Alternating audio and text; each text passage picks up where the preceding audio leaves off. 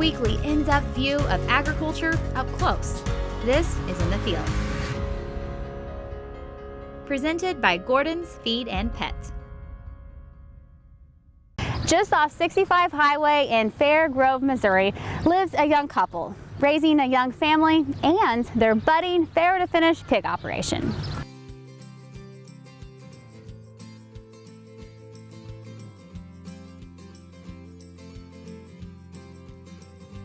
You guys just came back to the Fair Grove area just 2 years ago, so take me back to that thought process. Well, it really started when we got married. There was always the goal to have a farm, and Chelsea knew that when we got married. That's something that I've wanted to do since I was little. And the first 5 years of our marriage, we tried to save everything we could and build up for a down payment. We had to try several different banks to find somebody that's willing to take a chance with us. And then, the Lord just kind of worked it all out. It was kind of touch and go, but it kind of all came together. So when you started, 2 years ago in 2017, this was a dairy farm, and now you've got farrowing pens, and you've got weaning pens, and you've got sows out with their babies at pasture. You've got boars in the old milking parlor. So take me through that process of kind of getting to where you are today, and maybe even lead into those future goals.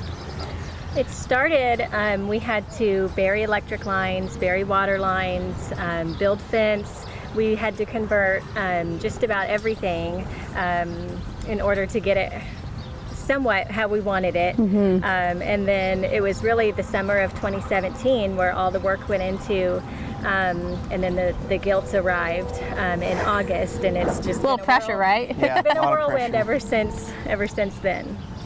So take me through the future. You've got, how many sows do you say? About 250. So you've got about 250 sows, mama pigs, running around. Goals for expansion? Really, the goal isn't probably so much for expansion, but rather to build some nicer buildings, to have some automation, to have the animals where they're not out in the cold, out in the elements so much. That's really the main goal, is hopefully to move that direction. Farming's never been defined as easy, and when you live and breathe it every day, you definitely can attest to that. But let's talk about your family. You've got 3 young ones, and what does it mean to be able to raise your kids on the farm and live and breathe this every day? It's pretty awesome. I mean, I grew up on a farm in rural Macon County, and always wanted to have a farm to raise our kids.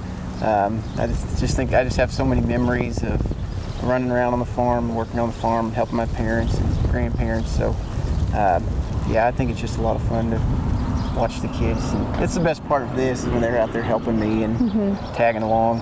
I always enjoy that. Cool learning opportunity what for better them. Opportunity to learn responsibility and hard work.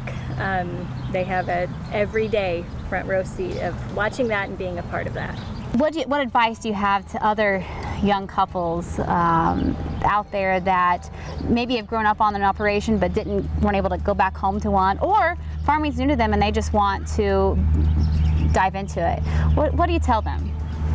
Well, it's certainly really challenging if you're, a lot of farms are multi-generational, so the kids come back to the farm, the land's already been bought, and starting out from scratch is really hard because a lot of banks don't want to take the chances, and that's just a risk that, if it wouldn't have been for the Farm Service Agency and the beginning farmer loan programs that they offer, we definitely wouldn't be here now.